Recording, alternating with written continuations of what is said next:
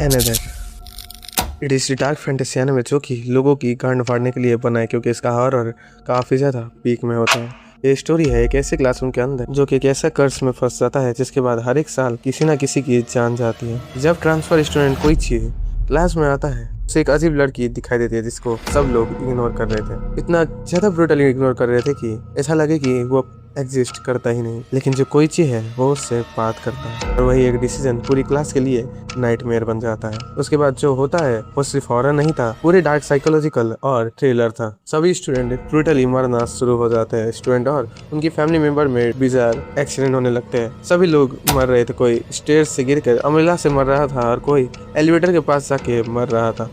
इतनी ज़्यादा brutally death थी कि मुझे वो सेंसर करना पड़ेगा because it was too much. हर एक एपिसोड के साथ लगता है कि कर्स खत्म हो चुका है, पर जितना एपिसोड बढ़ता जाता है उतना ही वो कर्स इंक्रीज होता जाता है। इसलिए मैं तुम्हें रिकमेंड करूंगा कि इस एनिमे को जरूर देखना।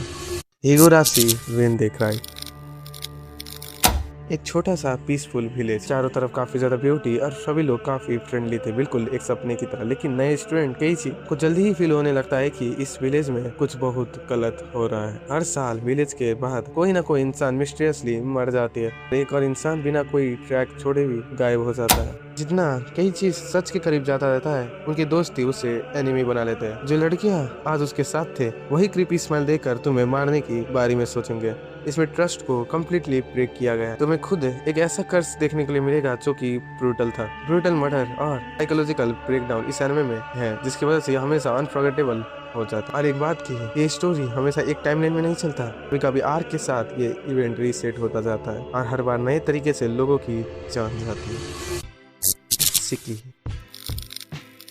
मुझे पता है कि इस एनिमे के बारे में तुमने जरूर सुना होगा पर उसे कभी देखा नहीं होगा। इस विलेज में भी सब कुछ अच्छा चल रहा था, सभी लोग काफी पीसफुली रह रहे थे तब तक जब तक लोग अजीब तरीके से बीमार होकर मरने लगते हैं। डॉक्टर सोचते हैं कि ये कोई इन्फेक्शन होगा, लेकिन जितना इन्वेस्टिगेटर बढ़ती जाती है उतना ही ये मिस्ट्री और डेप्थ में चली जाती है। विलेज के बाहर एक लग्जरी मैंशन में नए लोग शिफ्ट होते हैं और उनके वहां आने के बाद डेथ और भी ज्यादा बढ़ जाती है और जल्दी सबको रियलाइज हो जाता है कि ये कोई डिजीज नहीं था, कि डेथ लोग वापस आ रहे हैं और वो बन चुके हैं सीकी, एक ऐसा क्रिएचर जो कि जीने के लिए इंसानों का खून पीता है। लेकिन इसके बाद ये और बड़ा कष्ट हो जाता है। जितना तुम इस एनिमे में आगे देखते जाओगे तुम्हें खुद ये कॉम्प्लेक्स लगने लगेगा। जैसे फाइनल एपिसोड में वायलेंस और इमोशन पेन को अलग ही लेवल पे लेकर जाया गया है, जिसके बाद लोग इनोसेंट लोग भी काफी ज्यादा ब्रूटली मरने लगते हैं। फैमिली टूट जाती है, ह्यूमैनिटी कंप्लीटली डिसअपियर हो जाती है। लास्ट तक आते आते तुम खुद डिसाइड नहीं कर पाओगे कि तुम खुद क्वेश्चन करने लगोगे क्या इंसान सही था या फिर हम ही गलत। मेरा मतलब मॉन्स्टर।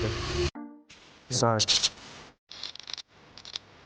इमेजिन करो कि किसी इवेंट की वजह से अब तुम्हारी डेथ हो चुकी है। तुम्हें लग रहा है कि सब कुछ खत्म हो चुका है, लेकिन अचानक तुम एक अजीब रूम में पहुंच जाते हो जहाँ पर काफी सारे लोग हैं और उन्हीं के बीच एक ब्लैक स्पीयर रखा जाता है जो बिना किसी एक्सप्रेशन पे गो एंड किल। अगर मिशन फेल हुआ तो मौत, अगर नहीं जाओगे तब भी मौत। हर मिशन में एनिमीज नॉर्मल मॉन्स्टर नहीं होते, एलियंस इंसानों की तरह रहने लगते हैं और ये एनिमे जल्दी ही एलियन में बदल जाती है, जहाँ पर इसका साईफाई कॉन्सेप्ट इसको पीक में लेकर जाती है। हर बैटल अनप्रिडिक्टेबल हो जाती है। यहाँ कोई हीरो का प्लॉट आर्मर नहीं है, जो कैरेक्टर तुम्हें पसंद आएगा वो अगली सेकंड में मर जाएंगे। लेकिन ये कोई वायलेंस एनिमे को इसे प्रमोट नहीं करता, बल्कि ग्रीड, फेयर और ह्यूमन की सेल्फिशनेस को भी सपोर्ट करता है। Neon Genesis Evangelion, one of the most greatest anime जो कि डार्क साइकोलॉजिकल प्लेस में है, हमेशा टॉप मारती है। एक ऐसा मेका एनिमे है जो कि तुम्हें मेंटली डिस्टर्ब कर देगी। शुरू में ये एनिमे एक नॉर्मल जॉइंट रोबोट से स्टार्ट होता है। अर्थ पर एक मिस्टीरियस क्रिएचर एंजल नाम के आने लगते हैं और कुछ टीनेजर्स मिलकर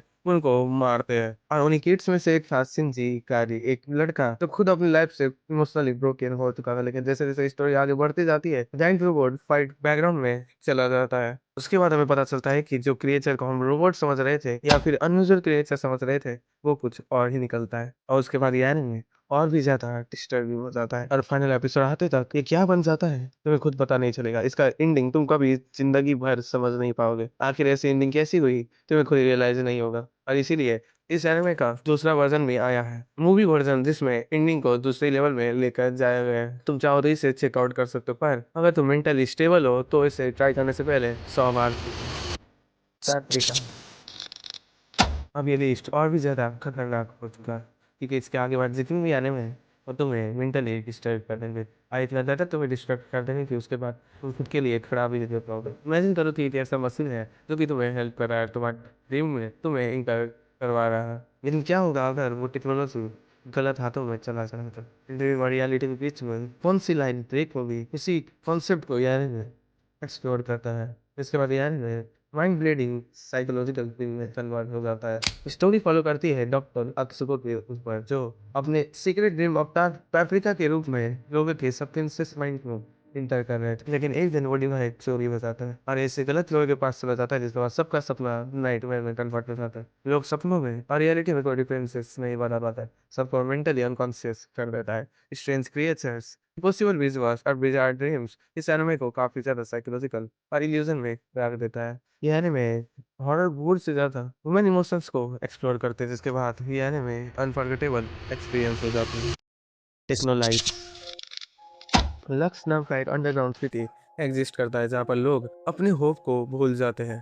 चारों तरफ क्राइम, वायलेंस और करप्शन ही चल रहा था। सभी लोग अपने बॉडी पार्ट को मैकेनिक लिम्स में कन्वर्ट करने लगते हैं। इसे टेक्नोलाइज बोला जाता है। टेक्नोलॉजिस्ट ने इंसानों को पावरफुल तो बना दिया, लेकिन उनकी ह्यूमैनिटी धीरे धीरे खत्म होने लगती है। स्टोरी फॉलो करती है इचिसे के ऊपर, जो कि एक फाइटर होता है, जो सबको खो देने के बाद मैकेनिक बॉडी के साथ एक नया नाइटमेयर में इंटर करता है। इस सिटी में हर गैंग पावर के लिए लड़ रही थी और डिसीजन का रिजल्ट डेथ हो रहा था। बाकी एनिमे के कंपेयर में इसमें डायलॉग काफ़ी ज़्यादा कम है, पर जितने भी ज़्यादा है वो काफ़ी इफेक्टिव है। जैसे जैसे एंडिंग करीब आने लगती है, एनिमे और भी डिप्रेसिंग होता जाता है। यहाँ हैप्पी एंडिंग की कोई गारंटी नहीं है। टेक्नोलाइज ऑडियंस को भी पहले ही रियलाइज हो चुका था कि ये एनिमे कोई पॉजिटिव साइड को एक्सप्लोर नहीं करने वाला है, ये डार्क साइकोलॉजी को और फिलोसफी को एक्सप्लोर करने वाला है। इसलिए वो लोग रेडी थे हर एक कॉन्सिक्वेंसेस के लिए।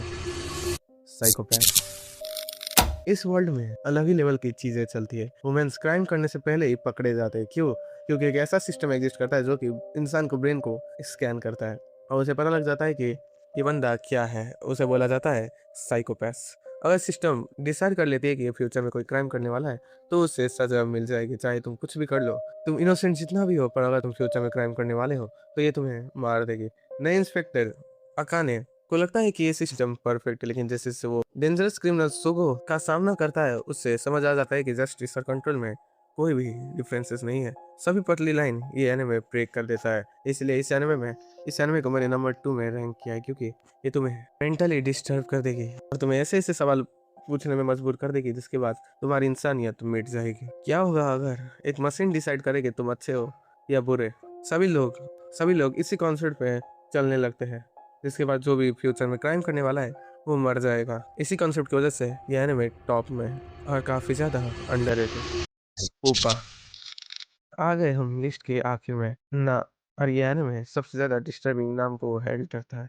स्टोरी शुरू होती है एक भाई और बहन के ऊपर। एक मिस्टीरियस भाई आने के बाद उसकी बहन एक हॉरिफाइंग क्रिएचर में ट्रांसफर हो जाती है। उसकी भूख नॉर्मल फूड से नहीं थी, बल्कि ह्यूमन फ्लेश से थी। उसे इतना ज़्यादा ब्रूटल वायरस ने कैप्चर कर लिया था कि अब वो अपने भाई को भी अच्छे से नहीं पहचान पा रहा था। और अपनी बहन को बचाने के लिए जो उसके लिए सेक्रीफाइस करती है, वो काफी ज्यादा ब्रूटल था। वो लड़का हर दिन अपनी बॉडी को खाने लगता है ताकि वो रिजनरेट कर सके और उसकी बहन को ना खाना पड़े। ये रिलेशनशिप इतना ज्यादा ट्रैजिक हो जाता है कि ये तुम्हें इमोशनली ब्रेक करके रख देगी। और एनिमे में बॉडी हॉरर और डिस्टर्बिंग इमेजिनेशन इस एनिमे को अनईजी बना देता है।